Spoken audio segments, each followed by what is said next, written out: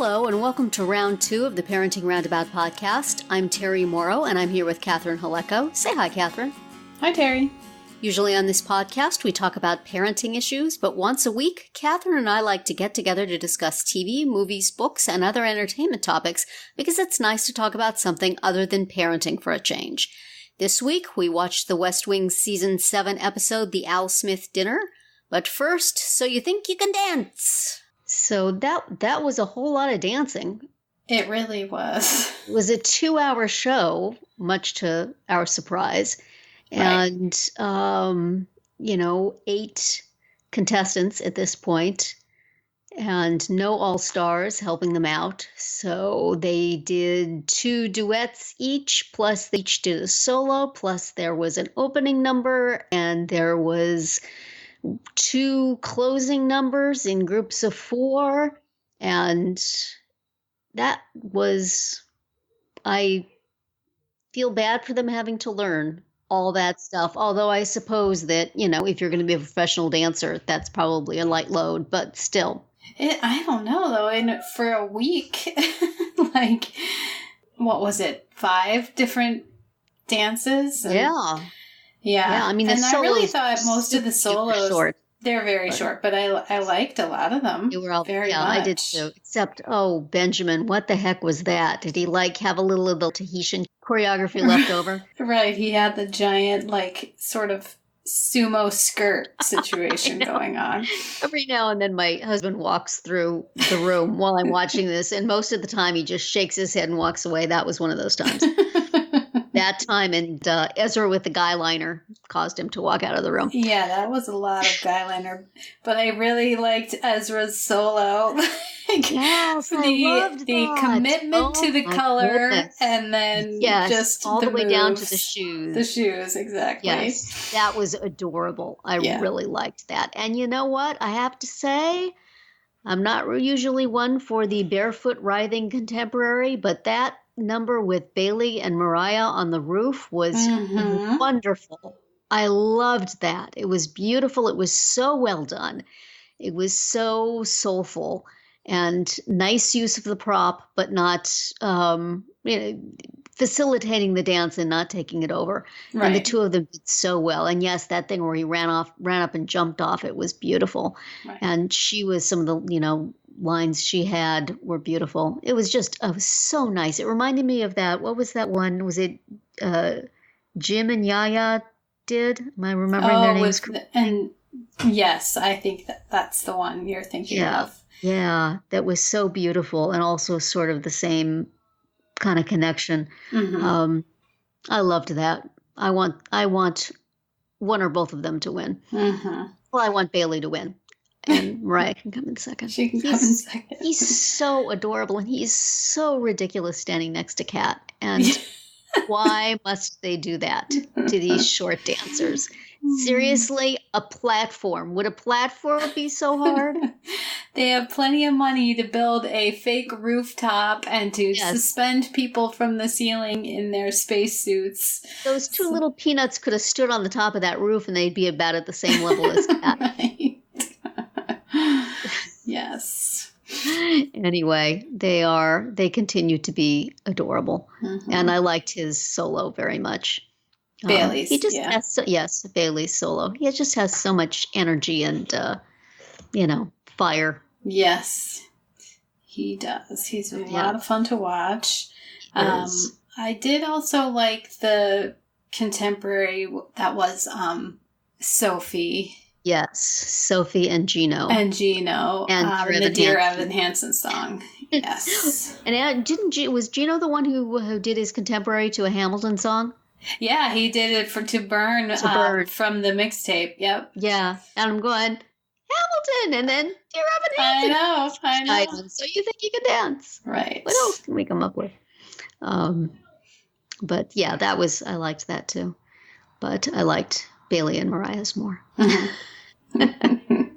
And I think they're still the couple to beat. Don't just say, "Oh, you guys are the best, you're most wonderful." Oh no, wait, never mind. I know. Although their first one, their Cha-Cha, where it was Lady Malad, they are just too cute for that. There was such a, like, Dancing with the Stars Juniors vibe for that. Look at them. Aren't they cute? I know. Isn't she cute in her little French maid outfit? Like, I don't know. I was slightly I still enjoyed watching it, but it was definitely, they looked like little kids. Yes. Doing a ballroom dance. Playing dress up. However, I also did not care for I liked that. I did not care for the Argentine tango with Ezra and Madison. And the guy liner. Mm-hmm. Yeah, and the coat, the big coat or something he was wearing. Yeah. It was weird. I don't know. I mean, that's a technical term by Terry Morrow. Expert. Yes. Yes, that I am. No, I know nothing. Right. But I just found it kind of chilly, which is probably not what a tango should be. Right. No, I agree. Not my fave. That one, and then the Tahitian one that started off. Oh my goodness! That was Benjamin and Anna, and I felt like they weren't like in sync or something. Oh, he was getting into it a lot more. He had the bended knees and stuff. He seemed to, and she looked like she was just saying, "I am the palest possible white girl. What the heck am I doing with this? This is cultural appropriation." Yeah, that one didn't work too well for anybody. No, it was unfortunate, as I always feel those are. And I mean, on the one hand, it's nice to see a different style that you don't. Yes. You know, because like the past couple of weeks, I felt like it's just been contemporary ballroom hip hop, ballroom hip hop. You know, like it's been a little bit. Are we going to branch out a little bit? Yes. But you know, often when they've tried to branch out, this is what happens, and it doesn't work too well. The thought behind it, but the actual fact of it is always very uncomfortable. Mm-hmm. So I don't know. Yeah, you got Broadway this time. You had jazz. You had there seemed to be a variety. I, being an old person, did not quite get what was going on with really either of those last two group numbers. Mm-hmm. They made me feel, elderly. Right. What are those children doing there on the stage? Why are they holding their sweatshirts with their teeth? Why are they? What are they doing? Why are they behind that sheet? Aren't we supposed to be watching them dance? All right, Grandma. That was get your ice cream. The show's over. That's all right. But in the last one, the African jazz one, where they made that sort of pile and Bailey climbed up it and then jumped off. I mean, come on. That was awesome. That's true. It's true. Something to be said for that. He's a lot of fun. Yes. I really like him. Even when he's, and was Dominic was saying that when he had to do the lifts in the ballroom, that you could see each time he stopped. He's like, okay, saying a little Hail Mary before he actually did it. Exactly. And this is something I have seen on many of the people on Dancing with the Stars. Also, dance, stop, heft her up, put her down, dance. I didn't feel that way from him exactly. I mean, I think that perhaps his facial expression gave him away, but he didn't, lift her like a sack of potatoes in any particular. He still did a good job. So he still did it gracefully. He really dances well, I think. He's my fave, obviously. But Sophie and Gina make a very cute couple. I did not really care so much for that. The Elvis Hansen one? Oh, the Elvis one, yeah. Hansen was very pretty. The Elvis routine, I mean, it was good, and it was technically very good. It just seemed sort of frantic to me. Mm-hmm. But they did it well. I mean, they're very cute. They're all very attractive young people, and, good luck to them all. I thought it was interesting when they got to the finals where they had the final four. Ezra's been in the bottom four twice now. And Anna has. But Anna got eliminated. Right. They really want to hang on to one of those siblings. Mm-hmm. Because I remember, listening to some of the podcasts on which Stephanie and Eddie came and talked about their elimination. And Stephanie was like, well, we're all from the same place in Utah. And so we were splitting the votes. And now everybody's going to vote for Ezra. And Ezra's still in the bottom. So yeah. Maybe you got to rally them a little more. Mm-hmm. Or maybe it's, the shenanigans of we need this group of people watching and voting. So we need to keep him in. Yeah. I mean, I like him. I'm not objecting. I like him very much. I think he's a very good dancer, and I was quite happy to have him stay and Benjamin go. But I think somebody could clearly say, well, if America hasn't voted for him twice, right, maybe it's his time. I thought that's what they were going to do, honestly. But no, he's still there, and that's fine. Well, and also your point from last week that, maybe he actually outscored one of the other girls, but they have to do a boy and a girl. I hate that because I was watching all night and thinking, if I had to eliminate two of these kids, it would be Anna and Madison. But you can't do that. Right. So they were the two I was least enthused with. Mm-hmm. And although, I mean, they're all good. I don't want to say anything negative about any of them. They're all just dancing their hearts out. And what a difficult thing this is for them. And they're so young. Right. But if they're going to do it based on that, then you should be able to vote. Yeah. They should have the voting split so that, you can only do 10 of your votes for girls and 10 of your, true. That's true. And you can give all your votes to a guy. Right. But so it seems unfair that even so you really don't know how they stacked up vote-wise and who was in fact the bottom two, because they could both be from the same gender. Right. So that's too bad. But I was very happy that both Anna and Benjamin seemed cool with the elimination. Neither of them was particularly upset. Mm-hmm. I thought that it seemed like that they were pushing a showmance for those two. And I thought, well, are they going to get kept on so that they can develop this showmance? Nope, bye. You can do that on the tour. That's right. You can canoodle on tour. Go back to your homes now. Watch it on Instagram if you get together on the tour. Yeah. Well, I enjoyed most of the dancing. Some of it was kind of but all that conversation when Benjamin and Anna did that Broadway number, which was very cute, but not a ton of dancing in it, I didn't think. Mm-hmm. And I enjoyed the fact that she was wearing flats. Did she at some point say, I'm done with the heels, thanks very much. But it doesn't look as good, the dancing looks better with the heels. Right.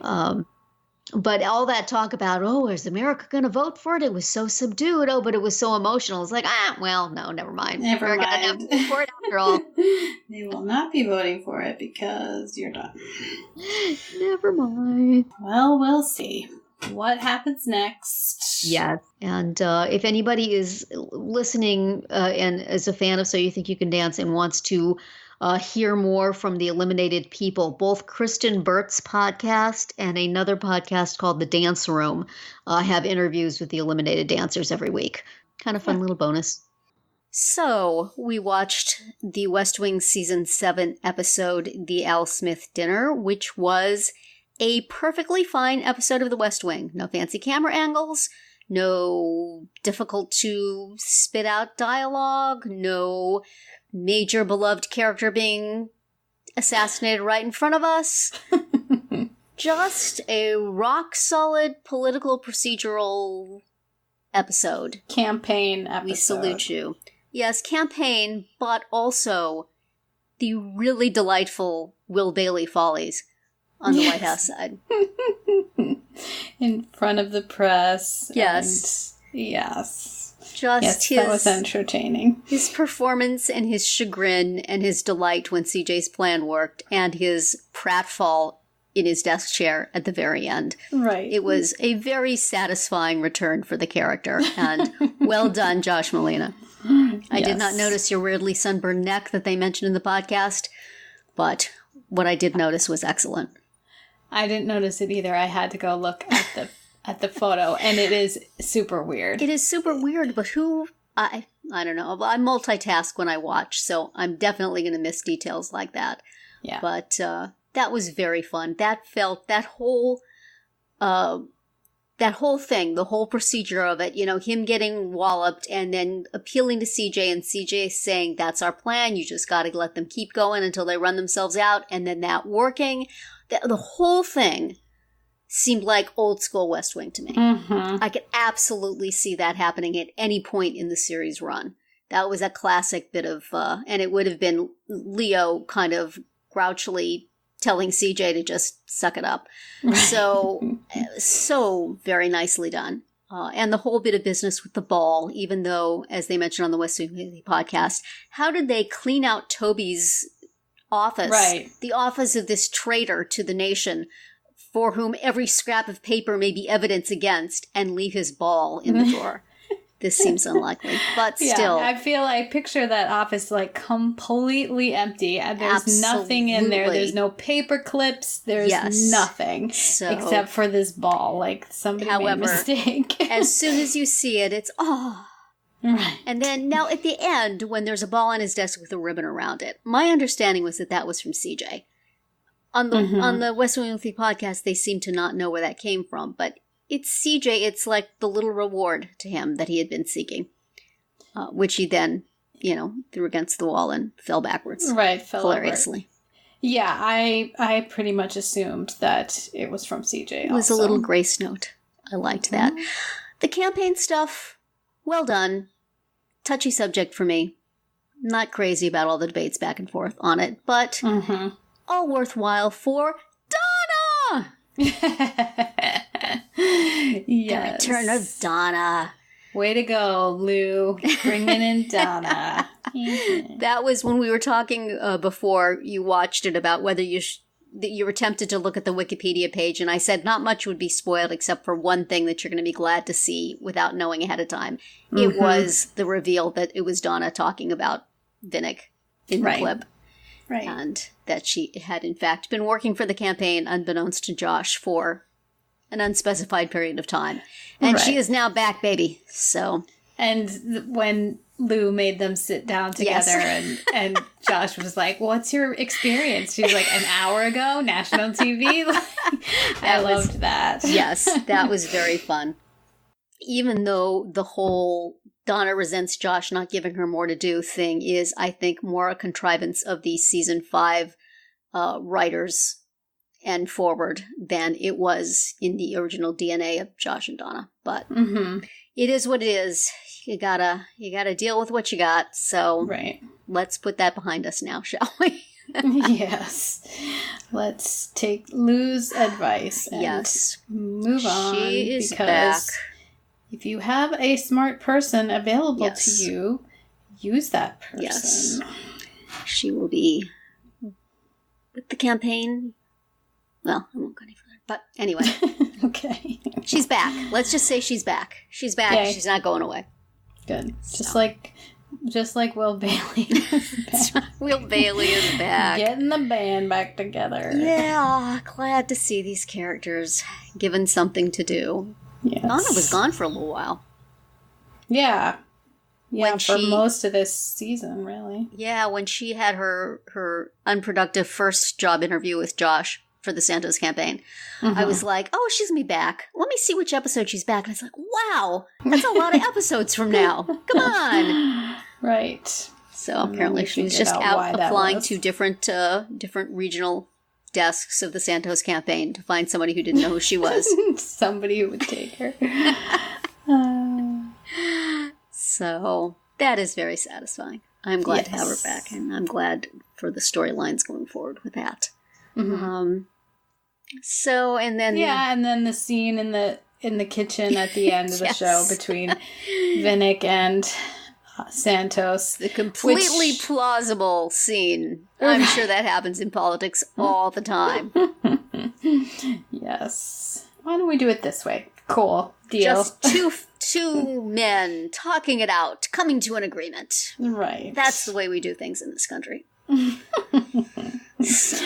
And I didn't think it was going to go that way. I mean, before they started talking to each other, when they were just both standing there, I was like, okay, well, here's where they talk it out. And then Santos starts by being kind of rude and saying, if you're going to smear me, do it in person. And but then they actually go on to have a productive conversation.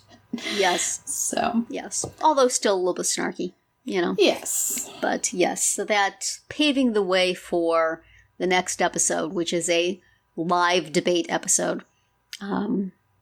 which I expect Which to not will no longer be live at yes, this I expect point in to time. not be nearly as much fun now, all these years later on Netflix, as it was, when we watched it the first time and it was actually live, and then you could. This was before you could even go online and see all the other versions, I think. Oh, I'm sure it was. Yeah. So it was very exciting. Now probably not so much, but it still lives. Yeah. Titled Snappily Live Debate Episode. Just in case you weren't sure which one that was. Right. I heard they had a live debate episode in season 7. Do you know which number it is? Oh, I see. Here it is.